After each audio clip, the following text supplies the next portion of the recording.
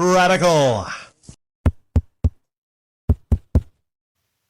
It used to be there was this one place where you could go and you could go see all your WWE stuff. You could get your fix.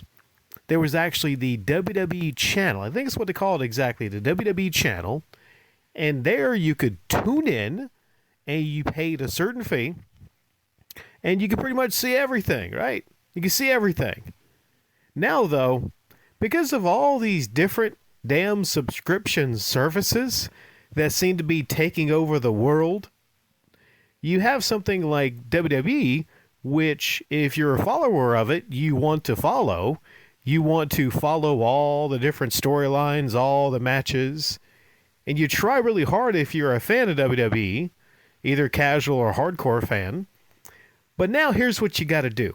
Here's what you got to do. And there's a post I will share. I don't know if I can screenshot this and show you that I got. And it said, truthfully, it says, here's me in the United States realizing if I want to watch all the WWE content in 2026, here's what I got to do.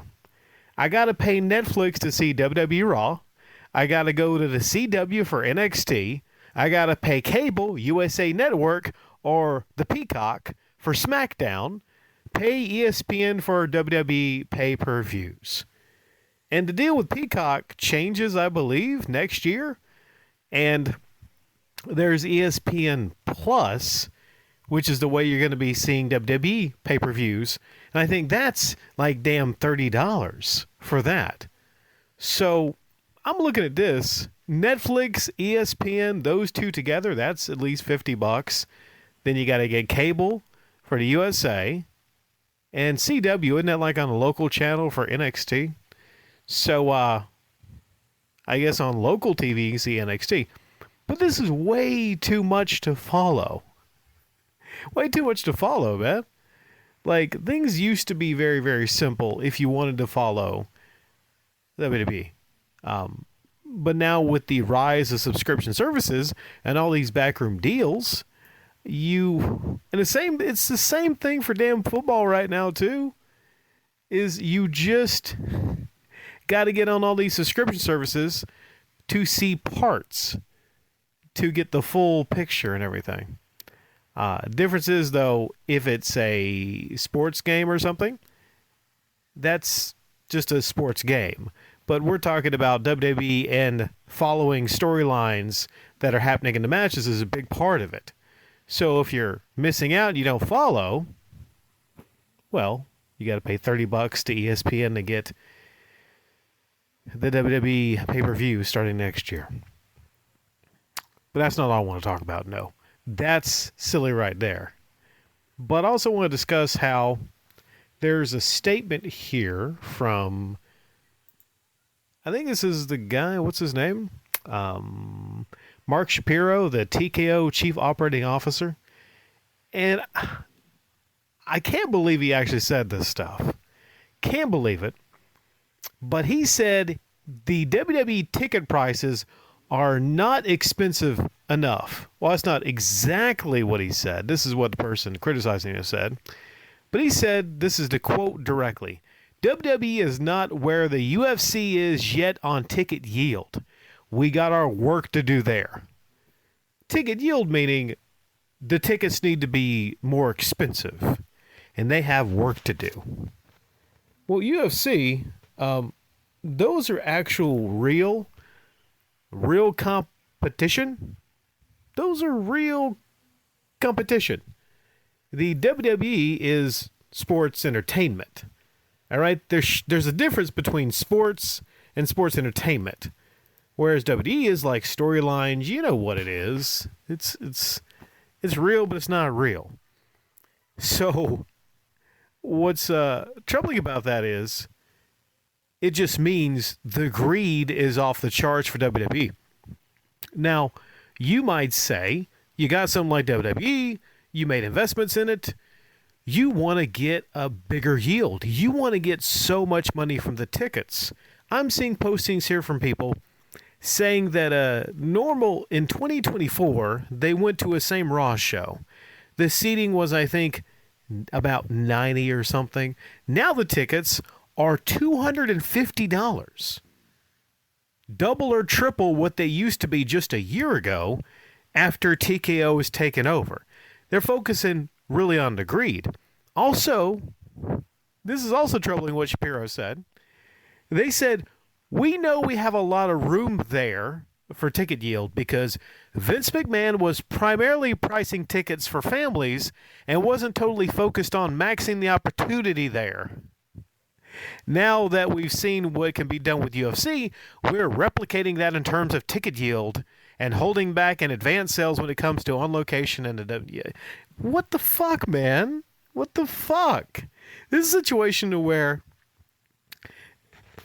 they're going to squeeze and squeeze and squeeze the WWE fans for as much money as they possibly can to just kind of see where they can get to.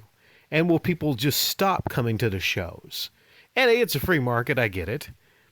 But this is a situation where Vince McMahon actually taking away everything, all the crapping in women's hair and all that kind of grotesque stuff that supposedly come out and everything about him.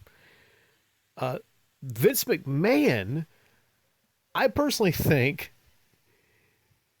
at least in ticket sales and the direction, maybe not creatively, but Vince McMahon kind of had the right idea when he focused the WWE on being for families and something that, you know, a family of 3 or 4 could have an outing and they could actually afford to go to a WWE show. TKO seems to be going in the opposite direction and moving away from your typical wrestling fan.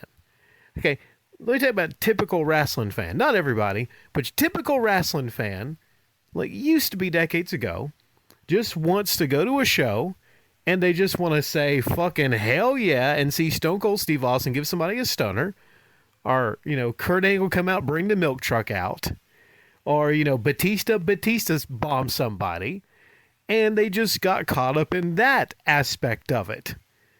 And, you know, chicks would come out and have bra and lingerie matches and stuff.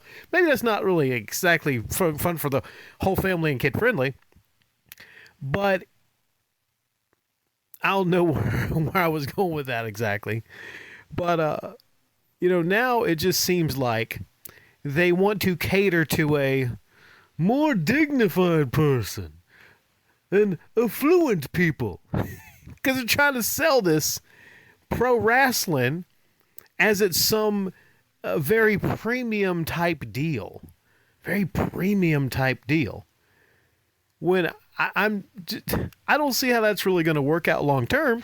If they're number one, like I said, if people actually want to enjoy all the WWE, they don't get to pay one low price like the WWE Network, like they used to. They have to subscribe to expensive $30 for a subscription every month. That's pretty damn expensive, I would say. Plus your Netflix, plus this, plus that, to keep track of everything, and you're paying there. And then you want to make sure to squeeze you if you actually say you watch the product and you want to go to a show. You want to get tickets to see all these stars and so-called stars, whoever nowadays is considered stars. Fading stars, I would say, are non-existent stars. But let's say you say, okay, that's a star, this is a star. But I think there's like less than maybe 5 or 10 legitimate stars in WWE. Everyone else is just like, You know, Is Logan Paul a star?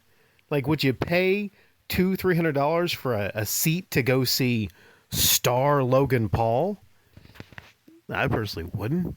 I mean, you Cena, you know, Brock, man, you got CM Punk, Seth Rollins. Okay, there's some stars there, but and there's newer stars too, like Rhea Ripley and everything. Yeah, on the women's side. So maybe it's 10, maybe a little bit more legitimate stars that you would go to a show and see. But squeezing people like this, I'm not going to tell them what to do. If they're making money, I guess they're making money. So that's all they care about.